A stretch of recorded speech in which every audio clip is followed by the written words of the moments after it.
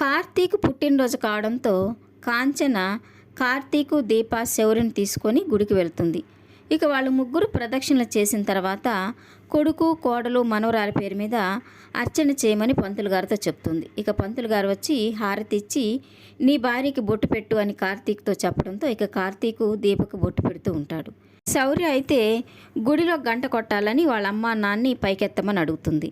ఇక దీప, కార్తీకు శౌర్యని పైకెత్తడంతో తను చాలా సంతోషంగా గుడిలో గంట కొడుతూ ఆ సంతోషాన్ని వాళ్ళ నాన్నమ్మతో చెప్తూ ఉంటుంది.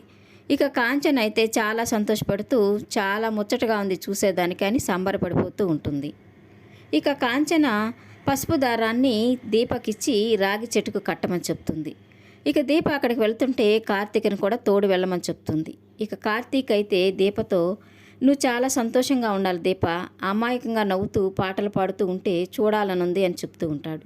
ఇక కార్తీక్ అక్కడి నుంచి వెళ్ళిపోతూ ఉంటాడు.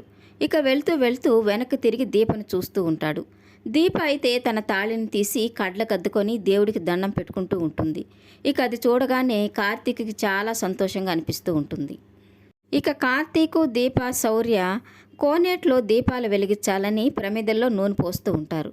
ఇక కాంచన అయితే నువ్వు ఇక్కడ లేనప్పుడు కూడా నీ పుట్టినరోజుకి మా అన్న, వదిన, నాన్న, పిన్నిలతో వచ్చి కోనేట్లో దీపాలు వెలిగించే వాళ్ళమి, చాలా సంతోషంగా చేసుకునే వాళ్ళమి అని చెప్తూ బాధపడుతూ ఉంటుంది. ఇక అంతలో అక్కడికి జోష్న వచ్చి నువ్వు అలా బాధపడతావని నేను వచ్చానత్త అని చెప్తూ ఉంటుంది. కార్తీక్ అయితే నిన్ను ఇక్కడికి ఎవరు రమ్మన్నారు జోష్న, రచ్చ చేయడానికే వచ్చావా? రెస్టారెంట్లో చేసిన గొడవ సరిపోలేదా? జరిగింది మా అమ్మకి కొంచెమే చెప్పాను బాధపడుతుందని అని చెప్తుంటే ఇక కాంచన కూడా నా కోడల్ని ఎందుకు బాధ పెట్టావు అని తను కూడా అడుగుతూ ఉంటుంది. ఇక జోష్న అయితే నేను రావడం మీకు ఇష్టం లేకపోతే ఇక్కడి నుంచి వెళ్ళిపోతాను అని వెళ్ళబోతూ ఉంటుంది. ఇక కాంచన అయితే నువ్వు గుడికొచ్చావు కదా, మా కోసం నువ్వు ఎక్కడికి వెళ్ళొద్దు, అందరం కలిసే దీపాలు వెలిగిద్దామని చెప్పడంతో ఇక జోష్న అయితే వీళ్ళతో గొడవ పడకూడదు, కలిసిపోయినట్టుగా ఉండాలి, ఇక్కడే ఉండు, కలిసి దీపాలు పెట్టుకుంటాం అన్న అత్త నోటితోనే కార్తీక్తో కూడా నువ్వే ఉండు అని అనిపించుకునేలాగా చేస్తాను, మా బావ జీవితంలో నుంచి ఈ దీపని వెళ్ళగొట్టాలి అని మనసులో అనుకుంటూ ఉంటుంది.